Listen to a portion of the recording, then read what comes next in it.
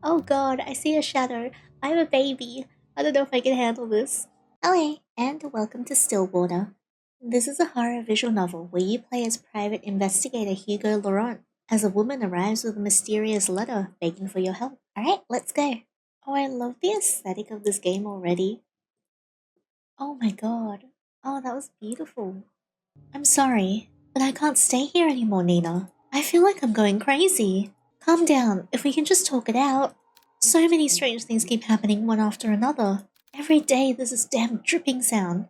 I thought it was something leaking at first, but I check every faucet, every ceiling, everything, and still I hear it everywhere, constantly echoing in my ears. You know what, I don't really blame her because I would also freak out and cry. Please, listen to me. Oh, but the water, the damn water. Water? Yes, it's everywhere. Pools of it all over the house, and every time I try to mop it up, another will appear. There's no end to it. Ah, but it's at night. It's at night when it comes. What are you talking about? I hear someone or something walking along the hallways at night. Maybe it's just my grandfather. No, Nina, it's not him. I thought it was, but it's not. But I've seen it. That thing. I only glimpsed it once, but I'm more than certain that thing was not your grandfather. Ever since that night, I would lock my door and pray it would walk past my room. I don't know what's going on, but I swear it just keeps walking, always walking on pools of water. Sometimes I hear them randomly.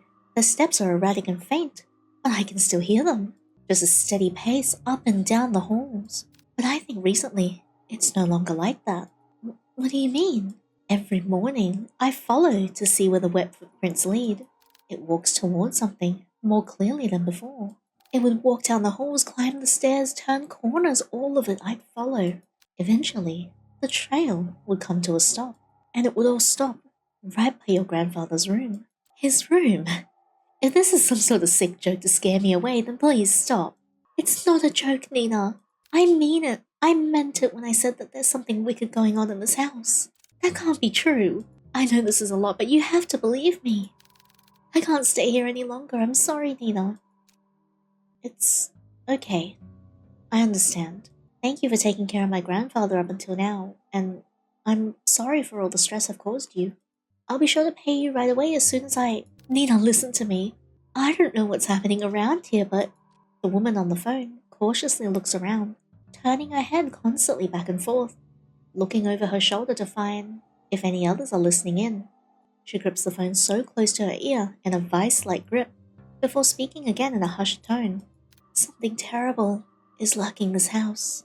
I don't know what it is, but please, as soon as you get back, take your grandfather and just leave this place.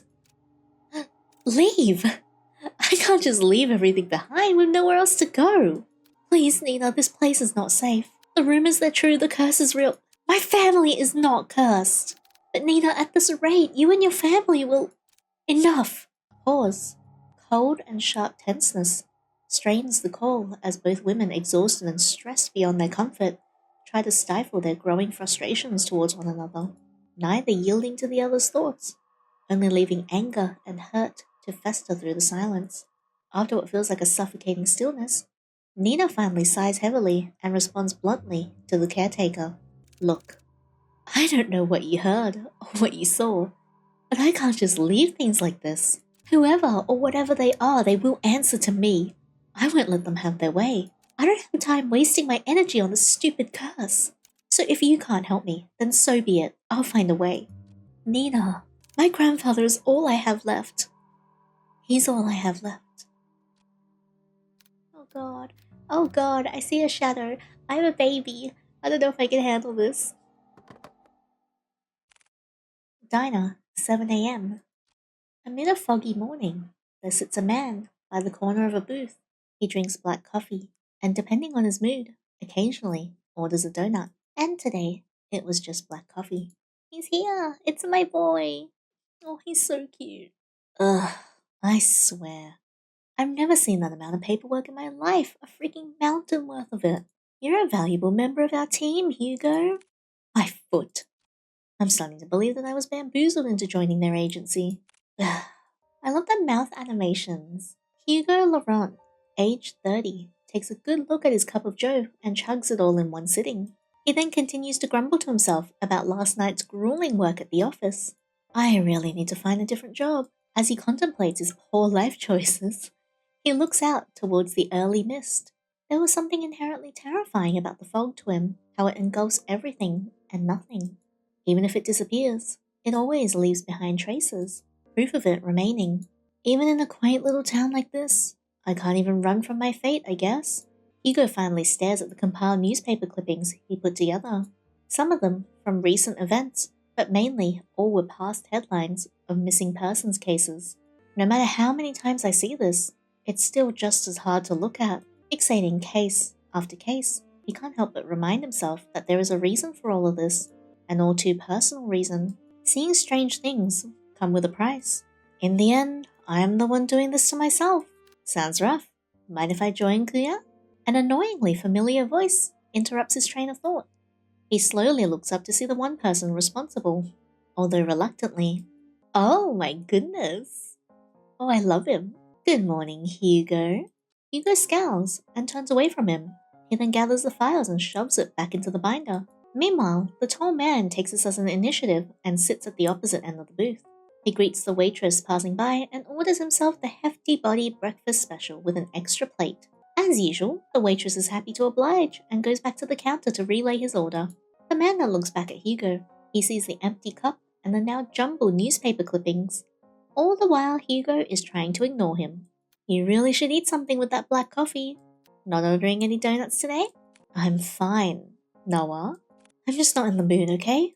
Not even a little. There is a momentary silence between them, for Noah disturbs it once more. Well, too bad for you. I ordered a big breakfast for the two of us. Two! As if the world could grace Noah with an even more perfect punchline, the food arrives. Why the hell did you order for the two of us? Just eat what you want to eat. Don't worry about me. Wow. Let me try to pronounce this. Mukhang masarap. Right, Hugo? Are you even listening to me? Come on, we both know that if you don't eat now, who knows when you will, and I'm not about to let you faint again. So, open wide.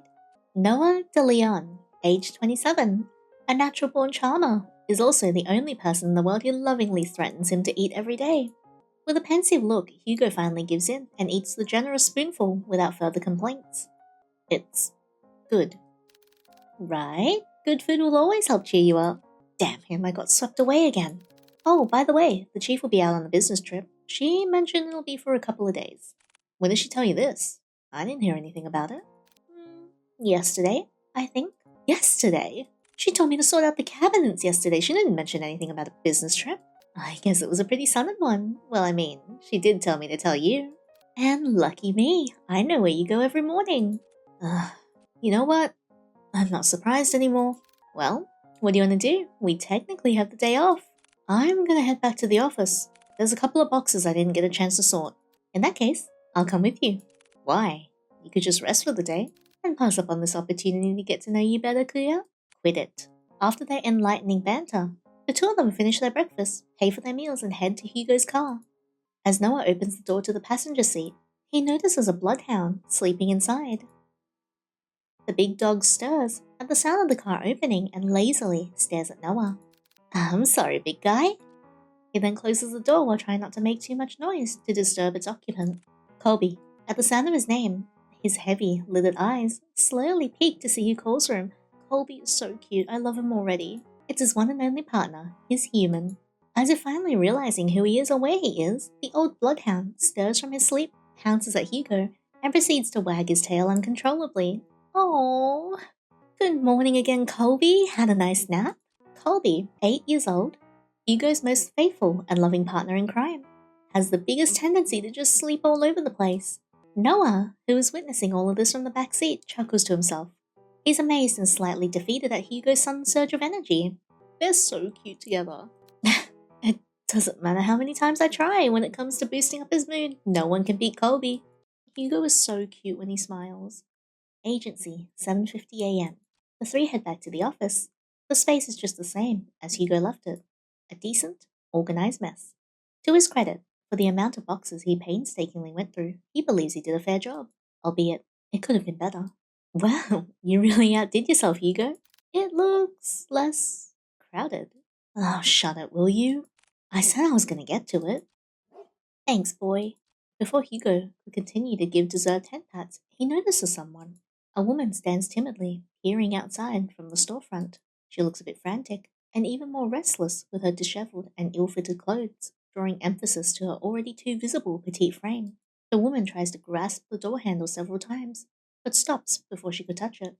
Her brows furrow, agitated and distressed about something. So much to the point, it is preventing her from just simply reaching out for help. However, when she finally makes eye contact with Hugo, she immediately rushes in. Uh, I'm so sorry. I know that the close sign is up, but I saw you come in and I. Are you alright, miss? I need your help. My grandfather, he. Before she can continue explaining, Noah swiftly cuts in front of Hugo and intervenes, an all too practiced manner. It's okay, miss. We'll hear what you have to say. So please, why don't you sit right over here? Noah gestures to one of the empty seats at the other side of the office. The poor woman hesitates for a moment. She clutches desperately to the strap of her purse, her eyes focusing apprehensively on them and at the gestured seat. After mulling over Noah's offer, she quickly glances back and nods. The woman then walks towards the corner of the room and sits at the edge of the sofa. Her posture is wary and tense, giving no sign of comfort for even this brief moment of peace. Can you start off by telling us your name? I apologize for earlier. I'm usually a bit more composed than this, but I guess I'm failing at that too. My name is Nina Mortimer. Uh, Hello, Miss Nina. My name is Noah de Leon. I'm one of the assistants here. And that big guy next to you is our other lovely assistant, Colby. And the one brooding over there is Private Investigator Hugo Laurent. I'm not brooding, I'm just tired. And our chief is away on business, but I think we can still accommodate you. So, how can we help, Miss Nina? For just a moment, Nina appeared a bit more lax, more hopeful, maybe even relieved from this warm welcome. However, she once again tenses up. The guilt and shame come rushing back to her, visible by the creases of her brow as she once again realizes why she's here. I need help watching over my grandfather tonight. Tonight? Yes, I know this is a strange request, but my hands are tied on this. It has to be tonight. I'm sorry, Miss Nina, but I don't quite understand. Is your grandfather in any danger? I think someone's trying to take him away. Take him?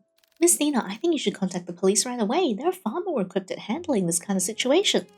No, they're not.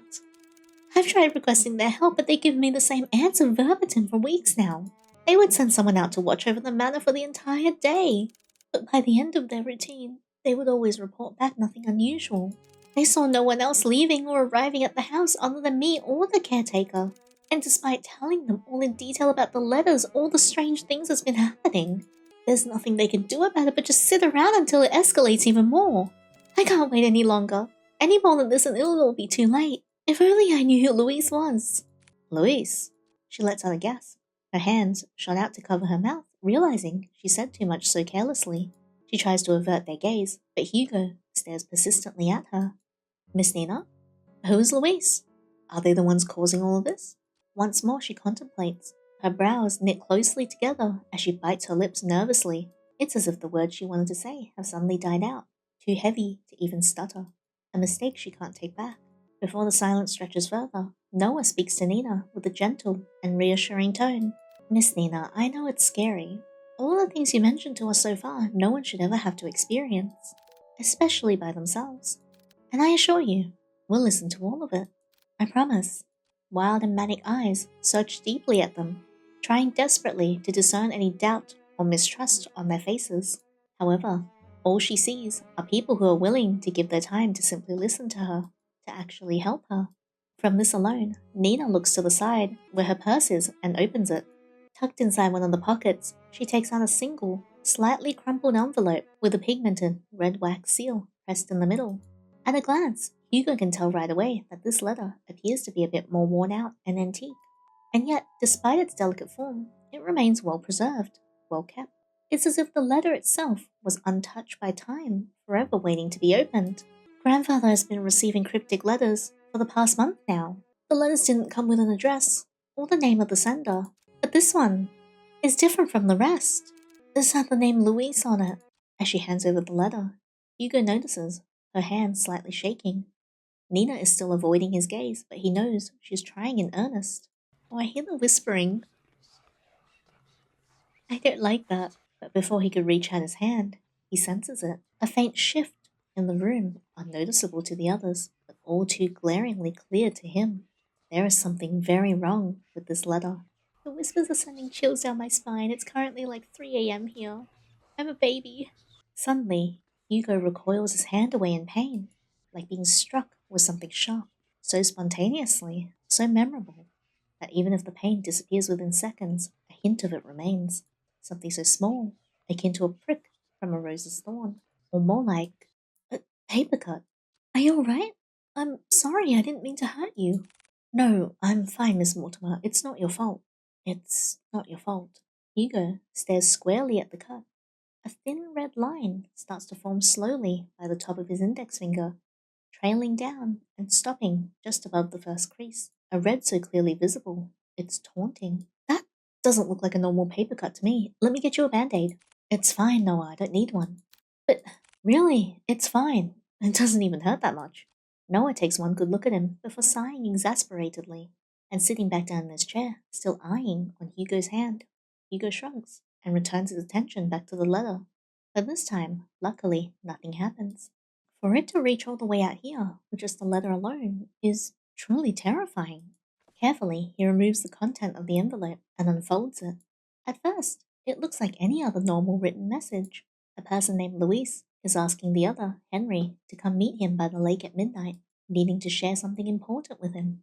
However, what's eerily striking about this is not the letter itself. Hearing at the bottom of the page, a message, scrawled, unlike the rest, stands visibly out to Hugo. A message that shouldn't be there. Remember our promise, Henry. Oh, God. When did you receive this letter? Yesterday. And your grandfather? Where is he right now? He's currently back at the house with the caretaker.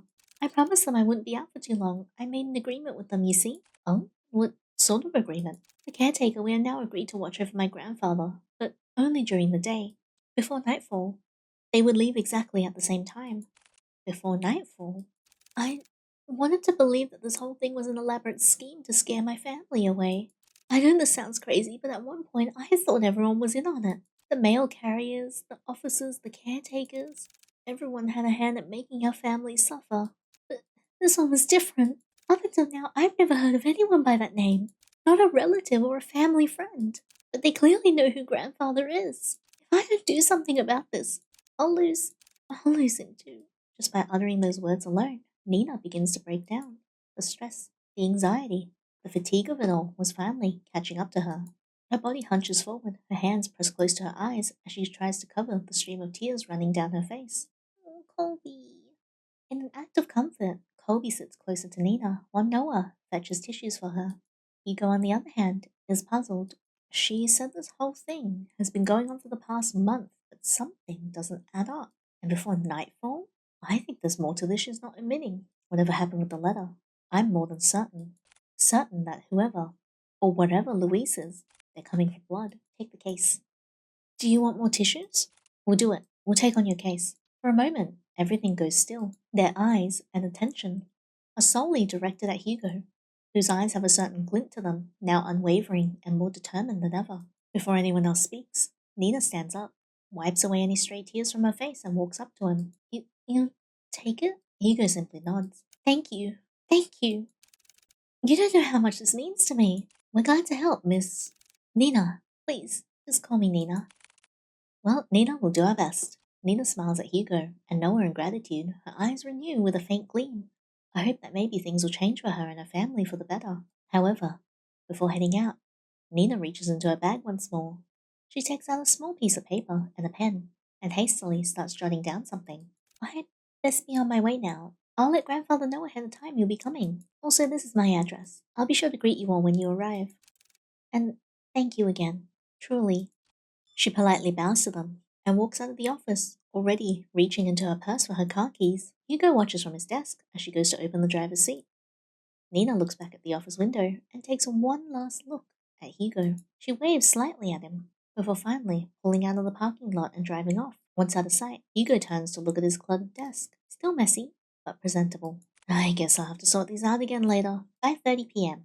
Car. From the ongoing downpour to the quiet hums of the car, they sit in silence. Still miles off their destination, Hugo constantly checks the rearview mirror to see any passing cars. Can I just say that right now, so far, The aesthetics of this game and the sound design has been incredible. Like the sprite, the background, and everything, it's just so cohesively gorgeous. And I love how the UI itself kind of reminds you of like a typewriter that they used to use in the detective agencies in the 1950s. It's all very, very pretty, but it was only them on the road. Noah, who usually chats his ear off by now, leans quietly against the car door as he looks out to the passing streetlights, reserved and distant. He hasn't said a word to Hugo since they left the office. Hey, you're a lot quieter than usual.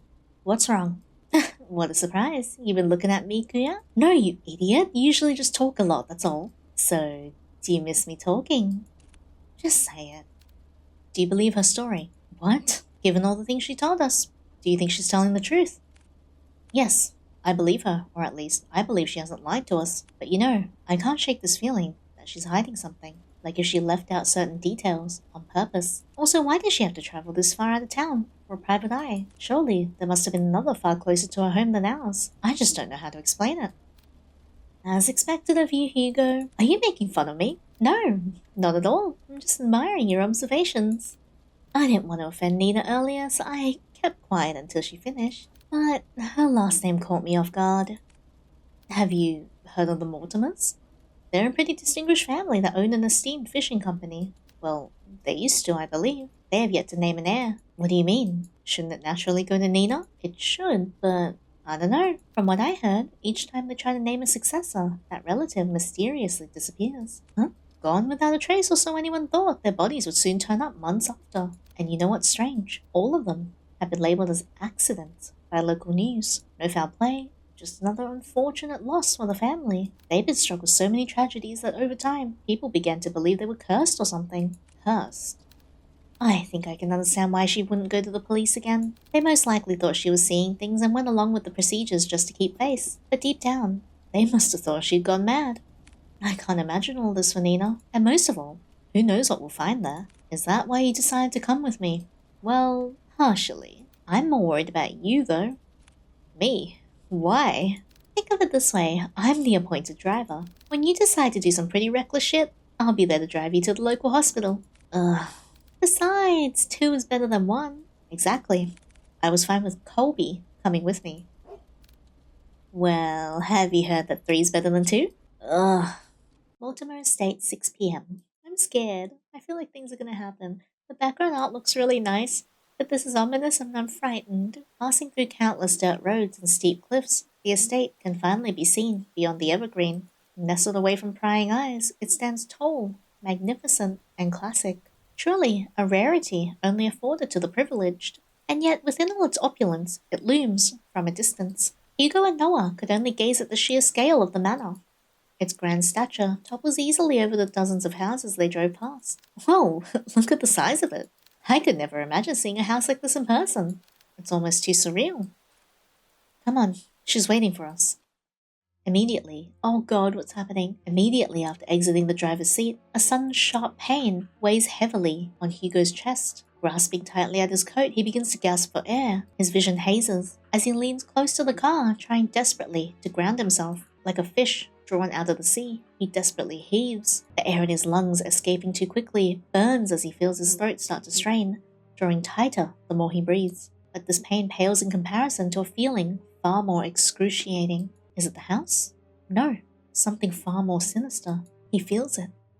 Someone is watching him, a piercing gaze fixed on him, like leering at a bug and waiting to strike. Oh god, that scared me a little bit. We'll be together soon, Henry. What the hell? Damn it, already? I need to hurry or else... Hey, are you alright? Noah calls out to him, snapping him out of his fixated trance. I love how they play with perspective. I love how they move the sprite closer, one further in the back, and like play with the blurriness. It gives a lot of depth than just like the straight scene where you just put them both at the same level. Colby nudges his head against Hugo, whining with concern over his partner's well-being. Did you hear that just now? Hear what? That voice. It was so close to my ear, Is everything alright? Oh, I'm fine, don't mind me. I'm just a bit winded out from the trip, that's all. I'd be happy to make you tea at the very least, if it's no trouble. No, not at all. It's the least I can do. Once again, the subtle uneasiness from Nina surfaces. But before Hugo could get a chance to look further into it, she walked off towards the front porch without saying another word. I've been scanning in the background to see if there's something in the window because I'm paranoid now. I'm nervous. Are you sure you're alright? You sounded like you were choking earlier. I said I'm fine. Besides, we're already here. We can't back out now. Listen to me. I think you should. Noah abruptly cuts his lecture short as he notices Nina stopping by the front door. She stands by the door silently, contemplating something. It's just like before, but this time she seems even more anxious. Whatever unease she tried to mask earlier became more apparent the minute they walked closer to the front door. I haven't been quite honest with you, Detective. Just like before, as if carefully choosing her next words, she decides that in this situation, words aren't enough. You'll see for yourselves what I mean. And with that, Nina enters the house, leaving the three to follow behind. Hugo is about to enter through the foyer when he feels a tug on his arm. Don't forget what I told you. If something happens, let me know right away. You'll be the first to know. And with that, Noah releases his grip on Hugo. They proceed to head in, not knowing what awaits them beyond the door. Greeted with a brightly lit hallway, Hugo notes immediately that the interior is just as grand. Adorned with floral accents and antique furnishings, the house itself exudes the word elegance, a classic and rustic charm, with the walls and floorings made from the finest wood. Hugo couldn't help but gape when he walked in. I can see someone sitting right there and I'm nervous. However, he notices something even more distinct than the splendor. Behind the seemingly perfect veneer, an unsettling air wreathes throughout the house, leaving no room for doubt that the inside is far more terrifying than the outside. Please, come this way. Oh God, bracing themselves, they enter the dimly lit drawing room. Why is it dimly lit? Why is it not fully lit? At first glance, Hugo could not discern the silhouette situated in the far corner. Only the sparse lighting from the window pierces through a fraction of the room's darkness. Why is it so dark? You have lights. However, as they approach closer to the silhouette, Hugo now understands the reason for all of Nina's unsettling vagueness. Grandfather? We have guests. Oh God. Sitting on the armchair is a very young man, not much older than Hugo or Noah. I don't mean to be that person, but this man is very good looking. I am both scared and slightly aroused. Scaroused. He is dressed modestly and shares none of the imposing presence of the manor. Oh God, the zooming out is making me uneasy. No, rather, such luxury does not even remotely reflect on the man before them all. It's as if the flow of time had stopped only for him, while the rest had continued changing drastically without him, just like the letter, timeless, delicate, and jarringly out of place. Staring only out the window, the young man sits there dazed, with little acknowledgement of the people around him, still, motionless, like a doll. Grandpa? These are the people I spoke of. This is Detective Laurent and his two assistants, Colby and Noah. They're going to help us. Henry says nothing. Even after introducing them to the head of the Mortimer estate, Hugo and Noah could not help but feel unnerved. The man before them is supposed to be frail and older than any of them, and yet here he remains, forever unchanging, forever young. They've come a long way, so I'll be making some tea. Would you also like some, Grandpa? He does not reply back, nor does he glance at Nina or anyone else in the room, only fixates his gaze on the rain, nothing else.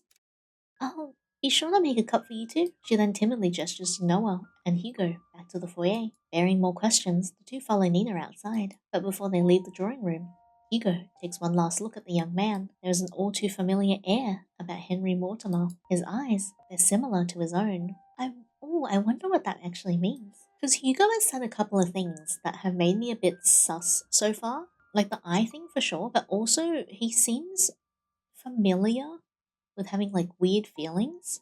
Because when he arrived at the house and that thing happened outside, the first thing he said was already as if he had experienced something similar before. Whatever he must be longing for, Hugo knows it will never end well. Nina, that man. Yes, he's my grandfather, the one I asked you to watch over. I know this is hard to believe, but Nina draws something out from her pocket. It's an old picture of a handsome man with slicked back hair wearing the finest of suits. The gentleman in the picture has a different air to him, one of wealth and power, none of which reflect at all on the current Henry Mortimer. It's almost as if looking at two different people.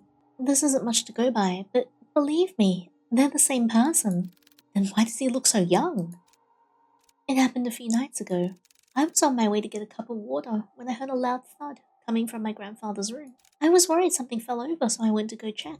When I opened the door, I found him collapsed on the ground. I rushed to help him up, but when I did, he looked so different. He wore the same clothes that my grandpa wore that night. And his face, I recognized his face. He looked younger. So many things were rushing through my head at the moment, and yet I knew he felt familiar to me. I know it sounds bizarre the more I talk about it, but that's what happened. That was also the same night I found that letter. It was next to him, already opened. I'm sorry again for all this. No matter who I went to, they either said something was wrong with me or my family. With everything going on, maybe they're right. The pools of water, the letters, Louise, and now this? I've been ignoring the signs for years and just blindly hoping things will get better if I try finding solutions on my own. But that's not enough anymore. Maybe my family really is cursed. No, they're not. Curses aren't real. Detective? I think we easily get too involved in believing that sort of thing exists. In truth, the ones who fixate on it make it their reality. Rumors, doubts, lies, all of those things are what they want to become real. Deep-rooted emotions like that can't possibly be healed or fixed right away, but like a curse, those emotions drag other people down with them. Personally, I think you were caught up in all this, but I assure you we'll see this through, for you and Mr. Mortimer. Thank you. Good. Now, our first priority is to find out more about Louise. Nina, the letter you showed us back at the agency, do you have it with you? Yes, it's here. Do you mind if I borrow it for a bit? I'll be sure to give it back. Of course, but what are you going to do with it? I've searched everything on that letter and I still couldn't come up with clues. I'll be using it as a reference or guide, if you will. I'm afraid I can't discuss too much of the process, trade secret and all. Of course. I'll check upstairs. Noah, you and Colby check the ground floor. God, Hugo has got Hugo has got balls of steel if he is willing to go upstairs in this strange house by himself. Got it? Before they leave to do their own investigations, Hugo grabs a hold of Noah's shoulder. He leans in, close enough for Nina not to hear. Keep a close eye on Mr. Mortimer and Nina. Especially Nina. I don't want her to be dragged any more than she already is. So whatever happens, keep her safe. Hugo, you... Fine. But remember to yell for me, okay? I know. Thank you, Noah. I'm counting on you. You too, boy. At least take the dog with you, please. With a final nod at them, Hugo then goes towards the staircase and heads upstairs. Noah stares for a moment longer at Hugo's back before he disappears into the first floor. He then turns to look at Colby. Well, it's time we get to work, right, Colby? Investigation start. Oh, this is interesting. The objective is to look around the area for objects to proceed the story. Use the arrow keys or the arrow key to move to a different area. Outlines will appear on a clickable object. Oh, that's so cool. On the top right is a hint button. Clicking it will highlight an object that you missed. Oh, that's so cool. Mr. Mortimer still sits motionless by the corner of the room, his gaze never leaving the rain. A delicate arrangement of violets and white roses. They seem to be fresh and fairly new.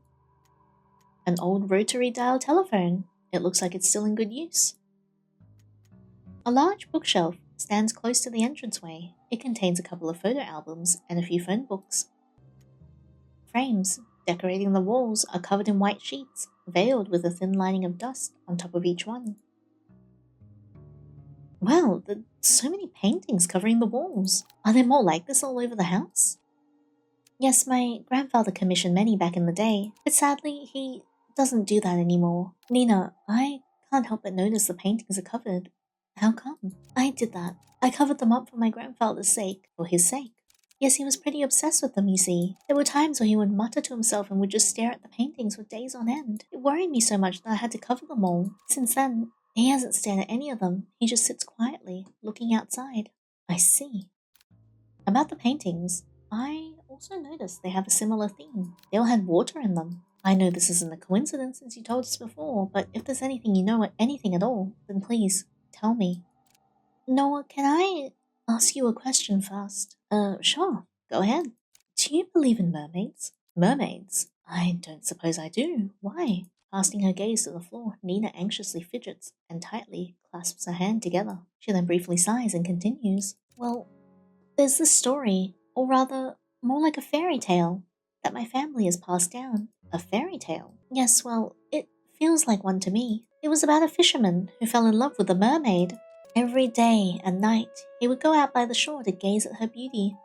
But one day she vanished, leaving him confused and heartbroken. I am so scared something is going to pop up in the background. Determined, he would sail many years for a chance to see her again. Sailing from coast to coast, new lands beyond and back he would go. Not long after, fortune followed him throughout his journey and made him one of the wealthiest and most highly respected in his village. However, despite all the wealth he gained throughout his travels, he never found the mermaid again. She would only be a dream, nothing more, and that's the end of the story. It doesn't end happily, but I guess there was a lesson behind all of it. I just never understood it. What do you think happened to the mermaid? I know it's an exaggeration, and yet I can't help but wonder. It's hard to say. I just feel bad for the both of them. To be honest with you, I'm not a fan of sad endings. If it were me, I would wish the fisherman and the mermaid could see each other again. Or at least that's what I think. Even if they weren't meant to be with each other. Yeah, I think so at least. I wouldn't want to imagine going through a journey all by myself. It's hard being alone. A journey all by yourself. Mortimer Estate, 11:30 p.m. Oh god, it's getting late. Please help. Where am I? Oh god. After searching vigorously through each of the rooms, he knew his findings would eventually lead him there. I'm going to sit on Discord, just in case like a friend jumps in, because I'm fucking shitting my pants. This is it. Hugo walks towards the nearest lampshade and switches it on. Well, at least someone knows to turn on the light, unlike everybody else. Dimly illuminated, he sees the extent of how lavish this part of the house is, from the customized window drapes to the vintage furnishings. Everything here exudes that extravagance. But much like the interior Hugo has seen so far, he finds this one, in particular, reeks of it. Plastered from wall to wall, a gloom lingers. It's as if the room itself is mouldering, despite its preserved nature. I'm scared. Oh, an old photo of a lost time, a sweet summertime memory of a little girl with her beloved grandfather. Oh, I relate. I love my grandpa very, very much. Atop the fireplace, unblemished and unmarked by time, hangs a curious and familiar painting of a beautiful woman floating on water. Scattered pieces of paper, all forgotten, lie waiting on the cold floor. Heavily etched markings are found scrawled all over the papers. A leather-bound journal rests on the edge of the table. Its pages are torn out so haphazardly that the binding itself is starting to fall out. A pristine pearl-white tea set sits patiently by, untouched and unused for quite some time. A classic wooden chest lies at the foot of the canopy bed. Oh god, why did I choose to play this game at 3 a.m. at night? Its lock still firmly holds, safeguarding whatever is inside. There's probably something sussy in that chest. A meticulously organized set of academic books ranging from non-fiction to geography are all on display. However, hidden away behind the vast collection are some children's fairy tales, all carefully kept. I need to hurry. I don't want to stay here for too long. Mortimer Estate, 11:50 p.m. He searches and still there's no sign of Louise. To Hugo, even if there is a fragment, a singular thread to that person, to their real selves, he could find them. But there is nothing. Oh, I love the sound design. Not one thing attaining to him. It's as if the thought of Louise barely exists at all. What is going on? I clearly sensed that presence from here before, but it's gone again. Damn it, I wish I had more time. No, calm down. It has to be here. I just need to focus. I think we should open the chest. He ponders again, retracing every step and every detail, hoping that he overlooks something. Yet all he knows is that the one tangible thing that connects him, that tethers so closely to the space, and most of all to Henry, is the letter. Words of promise, of love, all delicately etched onto a page, but tainted with a powerful and dark emotion that has been festering for too long. Tainted. From the very start of all this, Hugo believed that whoever Louise was, they were the ones responsible. He thought that he could find them and convince them to stop their haunting for good, to bring them peace, and move on. However, that isn't the case anymore. The unnatural forces that bind everyone so closely together in this family is not the cause of an angry spirit. No, it's something far more devious than that. Oh God, please don't. He takes the letter out from the envelope and notices a change within. Oh, gee willikers. Bearing no foreboding threat at the bottom of the page, it just looks like a regular letter, or rather, what it once was, a sad and tragic love. Oh my god. If you can't come, then I understand. Things have gotten more complicated with your mother ever since she found out about us, right? I'm sorry, Henry, for everything. It hurts to see you so torn up like this. I would never hurt you or drag you along with me. If this is to be our farewell, then can I ask you one last favor? Could you keep my locket? I know this is selfish of me, but I'd like for you to have it. I'd be happy to know it's safe with you. My heart will forever be yours, Henry. With love always. Louise. This is really sad. I'm sad and scared. So this was the true letter. A small warmth emanates from the paper, wrapping closely around his fingers, quiet and soothing, the fragment Hugo was searching for. Louise, I'm sorry. You were also a victim in all this too. Please, if you can hear me, I need your help. Oh God. Without warning, the sound of a click can be heard across the bedroom, as if something unlocked itself. Hugo turns his head towards the sound and sees the chest. Unlike the other furniture, its dark and rustic features have not been maintained well, left to rot on its own.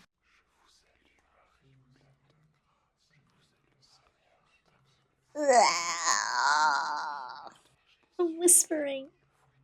Suddenly, he stops at the sound of a voice, a sweet voice, whispering to him, beckoning him towards the fireplace. Come here, my dear sweet boy. Oh my God. Oh God. I don't want to go to the painting. I'll go to the painting. Oh God, please. Oh no. There, mounted by the fireplace, is a painting of a beautiful woman floating on water. Her pale skin is incandescent, brilliantly prominent against the contrast of the dark, murky waters that keep her hidden, keep her bound to the canvas. Hugo stares intensely at the picture. An empathetic sorrow wells within him. If this painting turns to look at me, I am Dunyan Rings, disarming his very senses and forcing him to inch closer. Oh God, no, please, no. Please, can I look away? Surrendering himself to the sweet song. I'm doing my best to keep my voice together, but I am like shitting my pantaloons. Poor thing. How lonely you must feel. You're a lot like him. Like Henry. As Hugo approaches closer and closer to the painting, and his mind screaming to run, he sees it. He can finally see beyond the facade the lady portrays, for what the painting truly is. Oh my god, I'm so done. Oh god, shit. Oh my god. Okay, hang on. I am a professional. But don't worry. I can take away that sadness. A deformed creature, a mermaid, floats above the surface. The voice whispers. Large, hollow eyes stare back, boring deeply into his. Her skin is melting, bleeding heavily, this black ichor as it gushes out from the canvas. Some of it starts to hit not only the floor, but at Hugo as well. The black viscous tar clings persistently onto him, unrelentless as they continue to pile up. And then he feels it, what drew him initially to this thing. A deep sense of longing rushes through him, snuffing out what little control he had left, finally embracing this nature to come home.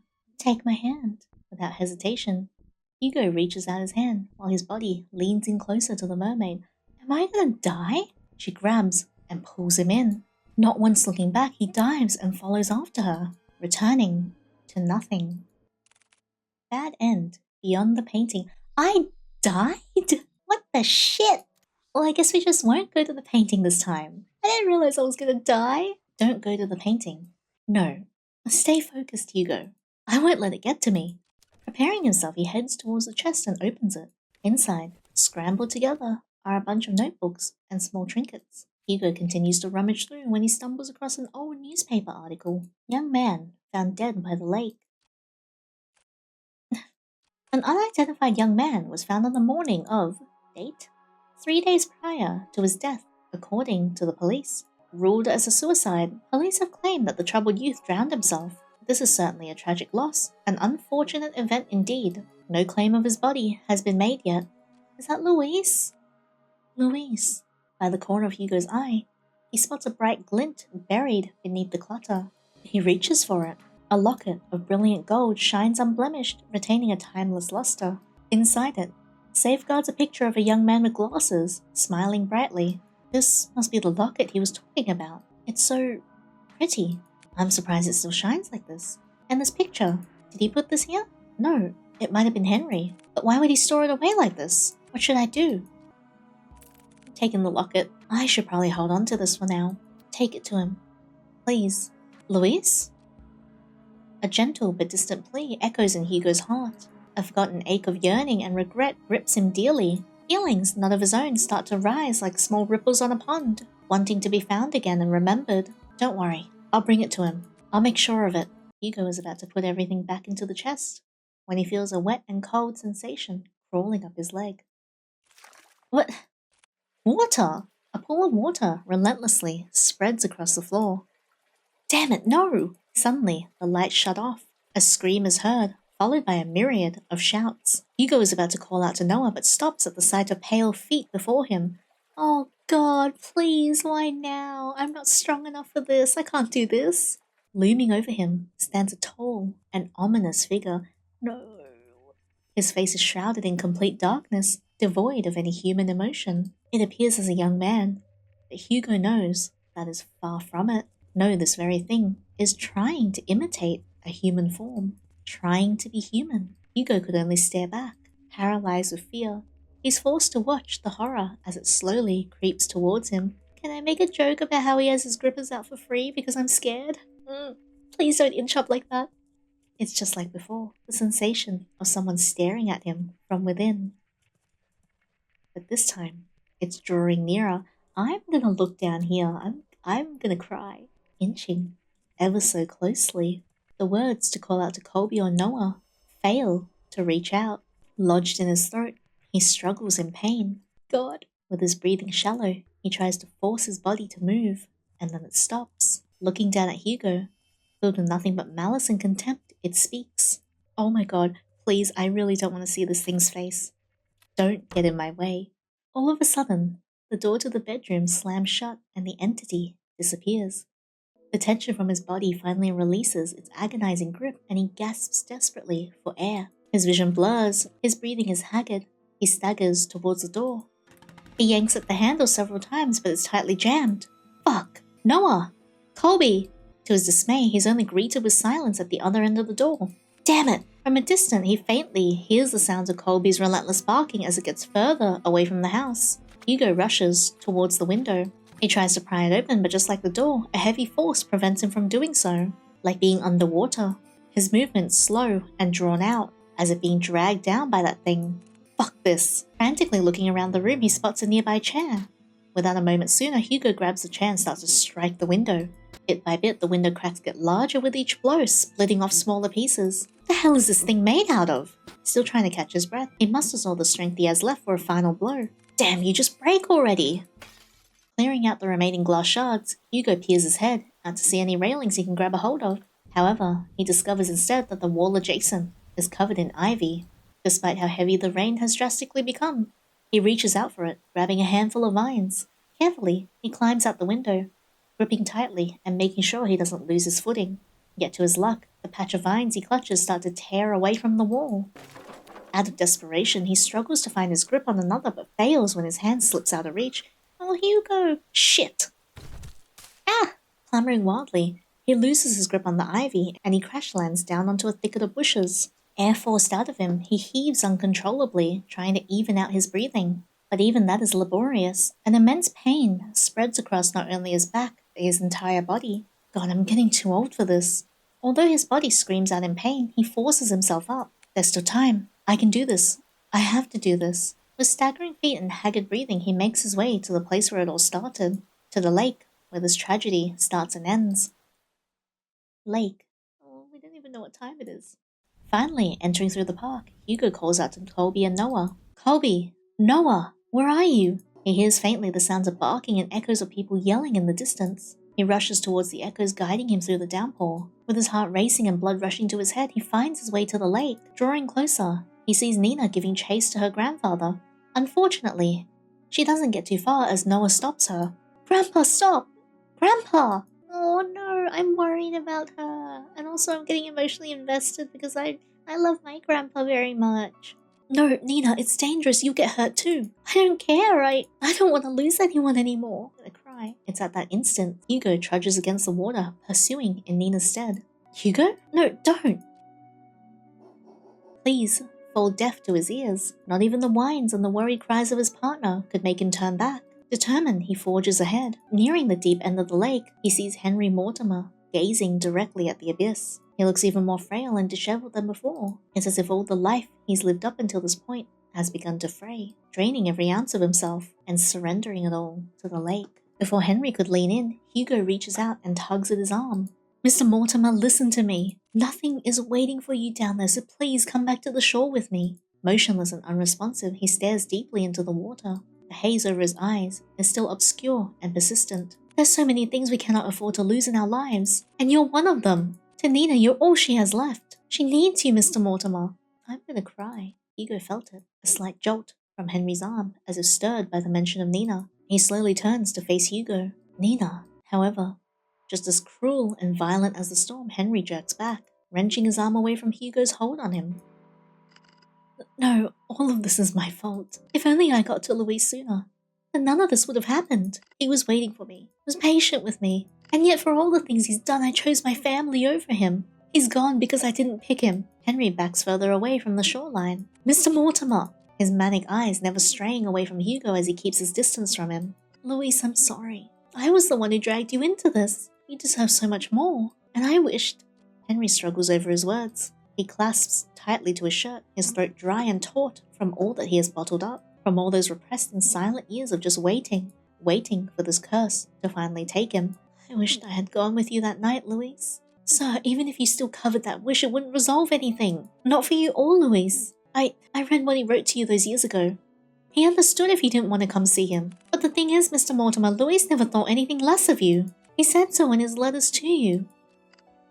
His letters? For the longest time, I wanted to believe he hated me for that, resented me for that choice. Or at least I thought it was easier for me to think that way. How long has it been since I talked about him? It's been too long, sir.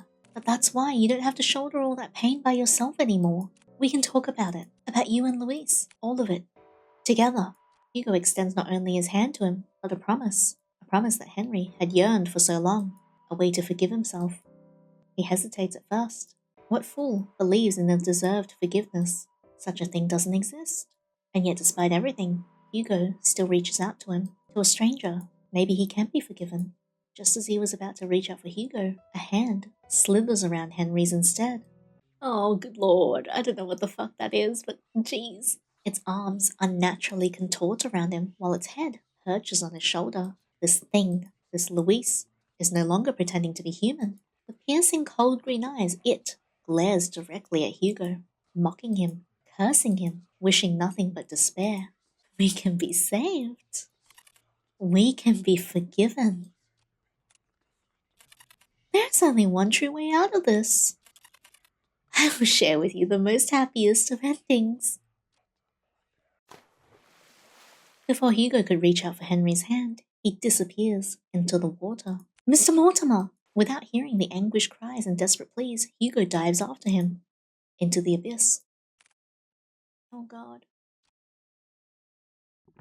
Plunging into icy waters, Hugo feels shocks running rampant throughout his body, like spikes continuously piercing from his legs to the tips of his fingers. Fiercely and unyielding, his chest tightens and his heart races as he begins to kick his legs, hoping whichever way he goes, he'll find his way to Henry. Swimming deeper and deeper, he sees faintly a figure slowly descending into the darkness. As he finally gets closer to Henry, long snake-like arms stretch across the void and grab Hugo's neck, violently squeezing all the air out from him. He tries desperately to wrench its hands away. But with each struggle, Hugo's movements begin to weigh heavier and heavier. Louise? Where are you, Louise? It's looking for Louise? Digging deep into his coat pocket, he grasps tightly in his hand the locket that Henry kept and had long forgotten, holding it out as it shines ever so brightly in the dark. Ah, there you are. It releases its grip on Hugo and instead reaches out for the locket. Taking this as a chance, he drops the chain and kicks with all his might to grab Henry's arm. With his heart and body screaming in pain, he swims desperately to the surface. Almost there.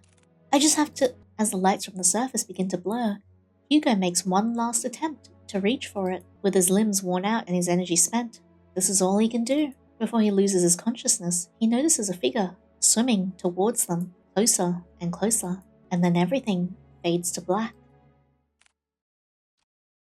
Drifting along with what feels like an endless sea, Hugo courses through wave after wave, not knowing where he's going or caring for that matter. All he knows is that he's very, very tired. How long has it been since he had a good night's rest?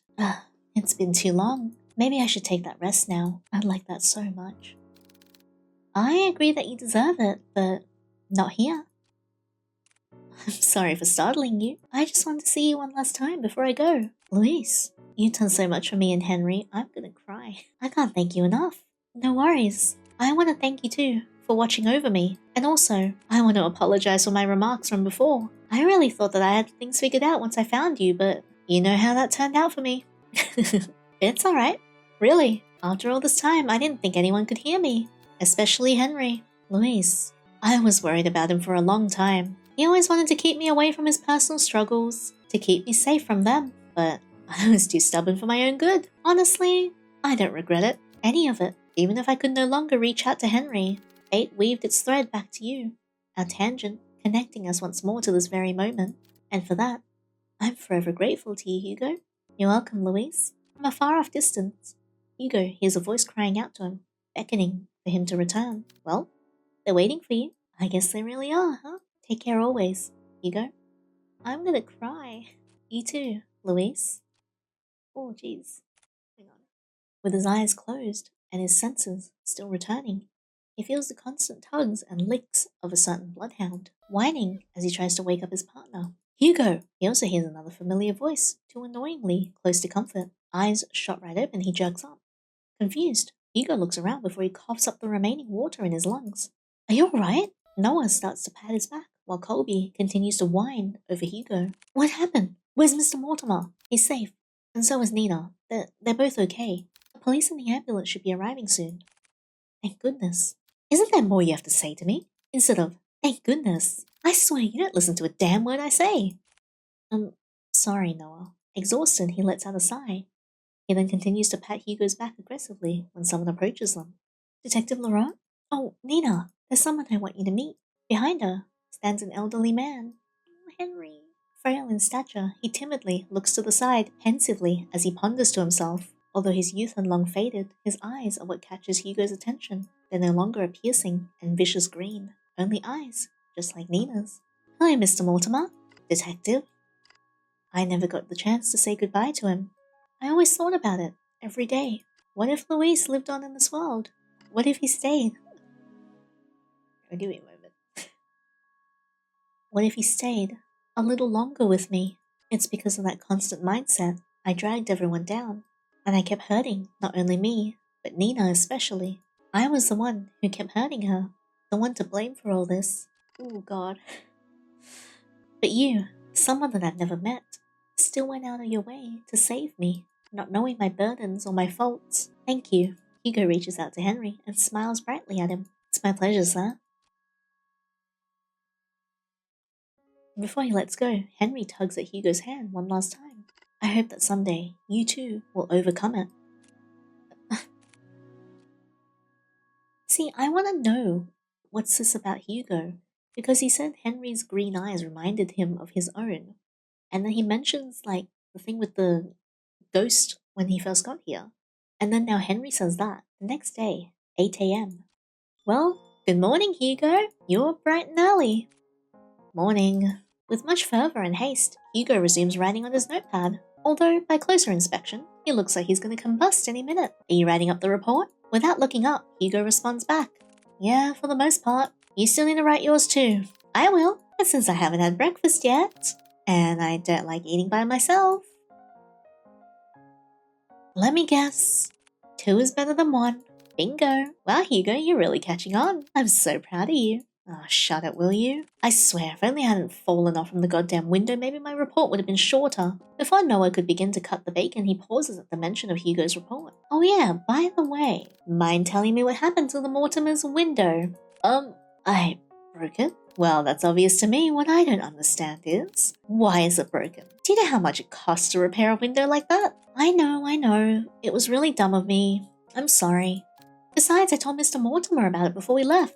Honestly, I was expecting an earful from him, and also the bill. And, surprisingly enough, he said it was okay. Lucky us, right? So what, you just called it a day after all that? Thank you so much, Mr. Mortimer. You broke it, you pay for it. Would you chill? Of course I'll pay for it. And each time I kept insisting, he just shrugged it off. Said that we already went through a lot for them, so this was nothing in comparison.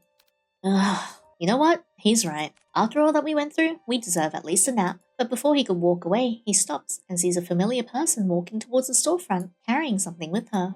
Good morning, you two. Just barely a foot through the door, a certain bloodhound stirs up from his resting spot and makes his way towards Nina, tail uncontrollably wagging. Ah, good morning to you too, Colby. Nina scratches behind one of Colby's ears, making his right foot unconsciously move on its own, scratching an invisible but desirable spot for him. Good morning, Miss Nina. Morning. What brings you here this time around? Is everything alright with your grandfather? Yes, he's doing very well, actually. Even better than before. We talked so much last night, I hardly slept at all. But honestly, it's been a while since I last spoke to him so freely like that, I hardly felt tired at all. That's wonderful to hear. But there's something else I wanted to ask the both of you for. To put it bluntly, I need your help. If you two aren't busy, I would like some company eating these. Inside a clear plastic bag are a stack of 2 boxes, placed on top of one another. She opens the box and reveals a colorful array of neatly decorated donuts, all lined perfectly. No cramped or squished spaces. A work of art, in Hugo's eyes. Wow, so pretty. Donuts! They look so delicious. We're more than happy to eat these with you, Nina. We're so cute. There he goes again with his donuts. Yes, but yes, please join us, Miss Nina. We're about to have our breakfast too. Weren't we? Yeah? We're so brazen in front of others. You two make it exceptionally easy for me. Ugh. You both have such great chemistry with each other. On second thought, I'm way too tired for this. I'm gonna have to apologize in advance for this, Nina. But truthfully, I've been running on last night's coffee and I'm about to pass out any minute now. Oh, no worries. I honestly think a little break time sounds like what we all need right now. Thanks. Hugo puts down his pen and proceeds to head to the couch. Colby follows after him. Would you like to join us, Miss Nina? I would love to. I guess we save these for later then. Yes. Please do. Yes? Yes, please do. Now come on, it's nap time. Noah sighs heavily before setting down the food on his desk. He then gestures Nina towards the sofa, in which she happily takes his offer and joins them. Aww. Oh my god, this art is gorgeous. Also, Noah looks so good. I love how these two are just curled together. And Nina looks so pretty. Oh, I'm getting old. I mean, you are old. Shut it. This is really nice. I'm so glad Nina's happy. Oh, good boy, Colby. Come here. Nina quietly coos at him and begins to scratch at the back of Colby's ears once more. Oh my god, I love these two. Hugo leans a little closer to Noah, his voice above a whisper, but close enough for Noah to only hear him. You know, I'm glad that you came along yesterday. Oh, what's this? You getting chummy with me now? Call it chummy or whatever, but I really mean it. If you hadn't saved us back there. Look, I told you before, I'll be there whenever you get yourself into reckless shit. Besides, didn't you say this was nap time? Get some rest. You deserve it. You too. A calming silence fills the room as they bask under the morning glow. No big parties or celebrations, just each other's company and sharing the small reward. A small and warm comfort. Good end. Case closed. Oh my god, I love that. I love that so much. Okay, this time I'm gonna leave the locket and see what happens. I think it's best to put it back for now. Hugo hears a distant and faint cry call out to him, pleading him to take the locket with him. Luis? Hugo's about to put everything back into the chest when he feels a wet and cold sensation crawling up his leg. Yeah, so over here, when we reach this point, this time we don't have the locket to give them, so I don't know what happens. He desperately tries to wrench its hands away, but with each struggle, Hugo's movements begin to weigh heavier and heavier, water filling into his lungs as his vision starts to blur. I'm kind of worried what's going to happen. I hope it's nothing bad. Tired and motionless, he watches on as the abyss draws near, swallowing him, embracing him. Let's share this happy ending together. Oh my god.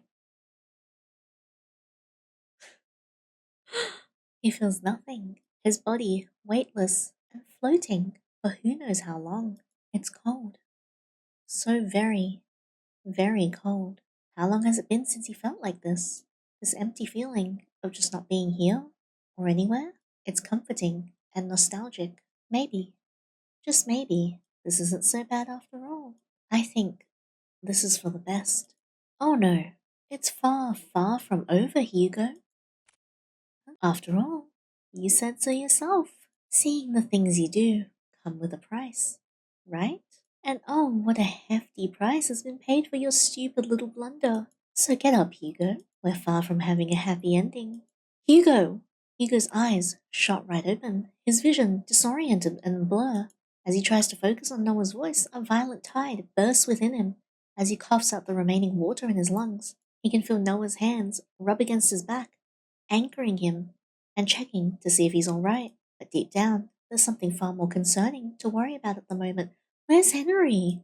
Where's Mr. Mortimer? I'm sorry, Hugo. Oh no.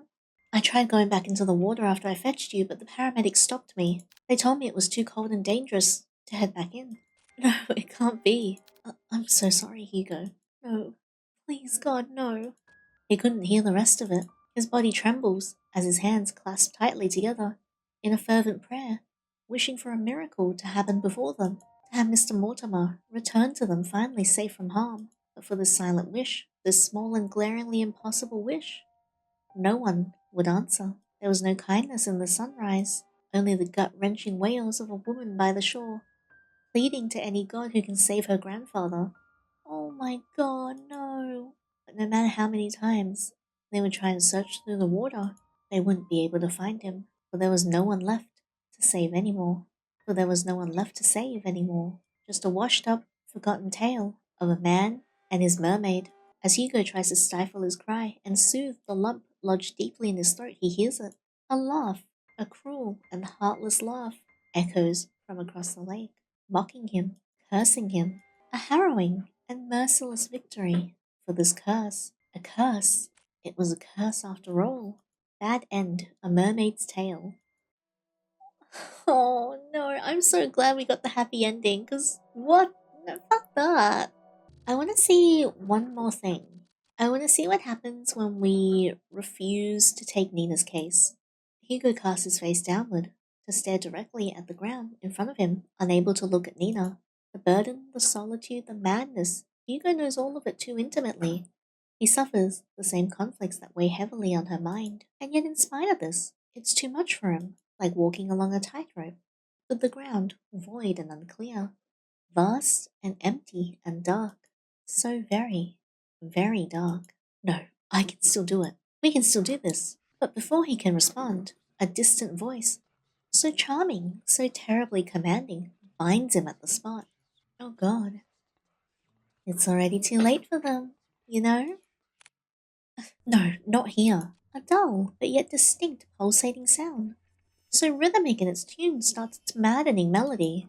From the top of his crown down to the base of his skull, he feels it all present and daunting. Just let go. Let me help you.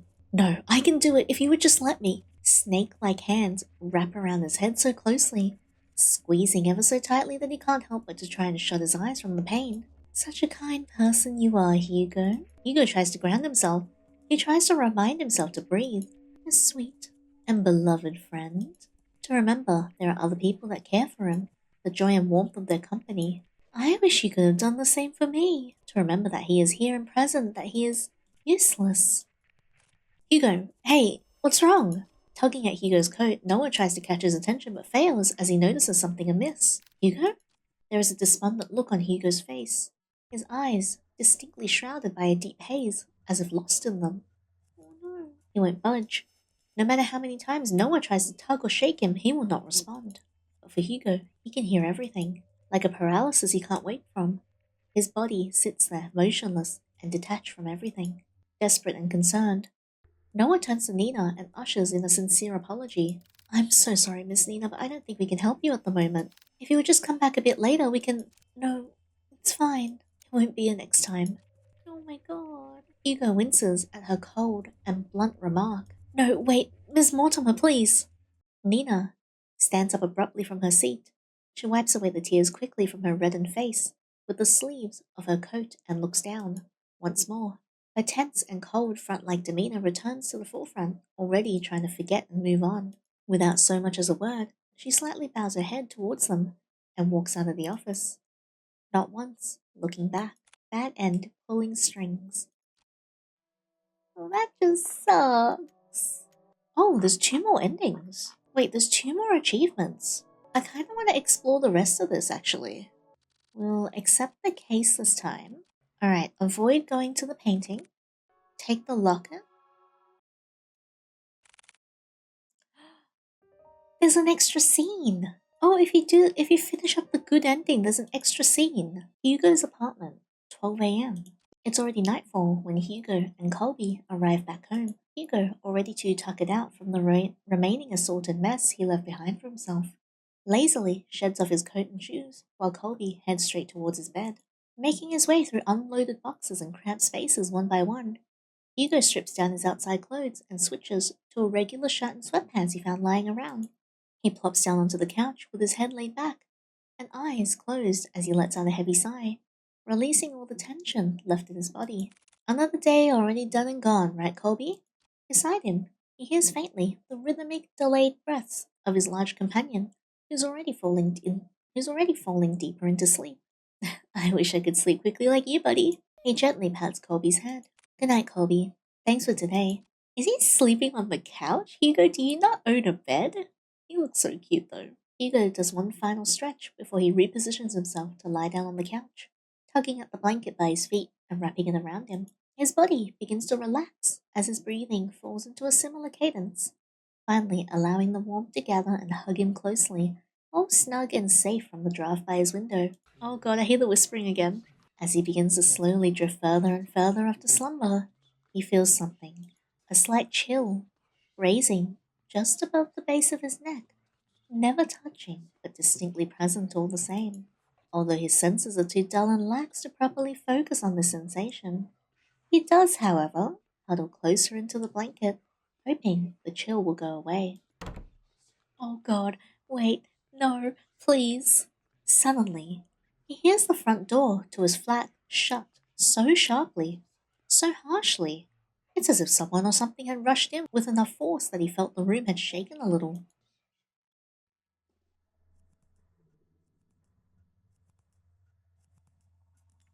No, no. Now, Hugo is wide awake. He tries to get up and face his intruder head on, but stops to realize one terrifying thing. He can't move at all. The warmth and comfort from the blanket he felt moments ago ceases to be, his own body locked in a deep slumber, leaving behind his very consciousness to be fully awake, to be deathly afraid of this overwhelming presence. He struggles to move the muscles in his face, trying desperately to call out to his partner to get his attention. Colby! But despite his efforts in uttering his dear companion's name, he's met with no response. In fact, he can't hear or feel Colby anywhere near him. There's a heartbeat sound in my ears now. I swear to God, if I get jump scared, I'm Dunyan Rings. Just the raging and the erratic tempo of his heart drumming in his ears as he lies there, defenseless, vulnerable, all at the mercy of this thing. And then he hears it. Please, please don't. Fuck. No. Oh my god. I don't know if I can do this. Let me like level my voice, dragging closer and closer. Fuck. Towards him. No, not again. He wants to run. Run far, far away from here. You can tell I'm like just not looking. Run till he feels the very fiery tempest within him burn his lungs, leaving him scorched and choking on ash. Anywhere but here. Oh my god. Oh my god. He shuts his eyes tightly and begins to steady his uneven breathing, hoping that whatever this nightmare is, he can wake from it. Noah? Noah, can you save us, please? He has to. However, everything comes to a halt when he suddenly feels that same chill once more, but this time lingering all over his back, persistently hovering over him. He knows it's here. Shitting my pants! Standing near to him. It's unbearable. His breath hitches as he feels the intense prickling, feeling a hand hovering so closely above his head he could feel it. He wants to cower, to hide forever away, but he can't. The frightening thing that has been following him, stalking him, haunting him for years will not rest until he gives in. His own curse. Oh my god. Okay. All of a sudden, his phone rings. Like a spell lifted off from him, he can move again. Hugo's eyes darted straight in the direction where the present should be, hoping to chance a peek just to glance at the thing that hunts him. But there stood no one. Only the moon's shine, reflected from the window shades, piercing through the shadow. His eyes shot once again where Colby should be, and he found his bloodhound to be there, alert by the sudden ringing of his phone. And also at Hugo, who looks more disheveled and winded out. He takes a deep breath, steadying his heart as he takes the phone in his hand and answers. Hugo, I'm so sorry to call you so late at night. Noah, Noah, save me. There's something in the house. I forgot to ask you about the festival that's coming up in a few weeks. I was wondering if you'd like to come with me. I know you said you don't really care for outdoor stuff, but I promise you it's going to be fun. Hugo? Are you there? Yeah, sorry, Noah, I'm here. I guess that's a no, right? No, I mean, no to your no, I'm sorry, I'm a mess. What I meant to say was, yes, I would like to go to the festival with you. Oh, wow, I'm a bit surprised, but happy nonetheless. Well, I don't want to keep you from your hard-earned rest, so I'm gonna end the call. Wait, Noah. Hugo? You alright? Can you stay a little longer on the line with me? We can talk about anything, I just need, company right now. Of course, Hugo. I can stay on the line with you. Thank you, Noah. You know what I was thinking about? A dangerous pastime for sure. I was thinking maybe we should just move in together. And now you're back to your brazen self. Wonderful. What? Doesn't it sound like the perfect plan? Hugo, please move in with your boyfriend-to-be. I don't think you should be living alone. I can cook, Colby loves me, and I'm good looking. See? A perfect package all in one. You really don't know when to quit, huh? Nope, not at all. I can be quite stubborn, remember? Without a doubt, the most stubborn man ever. There was a momentary silence between them before the pair fell into a fit of laughter, filling the room with this warm and bright feeling. Hugo melts back into the warmth of his blanket, letting the heat pool around him once more, surrounding him, protecting him, to remind him that he is here with people who love and accept him all the same. A reminder, a comfort in the darkest night. True end in the dead of night. So if you get all the endings and replay the thing, you get the true ending, which terrified the heck out of me, might I add. That was horrifying. Oh my god. Like, I'm a chicken, so obviously I was gonna get scared, but you know, I really want to find out more about Hugo's backstory and everything like that as well. So if they ever add more or make like a second game, I would be so for it. I'm such a big fan of this game. Oh my god, I love that. Definitely one of my absolute favorites. Thank you so much for sitting here and listening to this with me. And hopefully you didn't get as scared as I did. I know it's not like a full-on horror game, but I am a baby. If you guys want to play this for yourself, I've put the link in the description box below. It is free to download, but if you can, please consider tipping the devs. They work so hard on this. If you guys like the video, please give me a thumbs up and subscribe if you don't want to miss out on any future videos. And leave a comment below if you have any recommendations as for what you want me to play next. And if you want to hang out outside of these videos, I stream on Twitch 4 times a week, so feel free to come and hang out with me and my absolutely lovely community. But until then, thank you so much again. I hope you enjoyed this as much as I did, and with that, take care. Bye.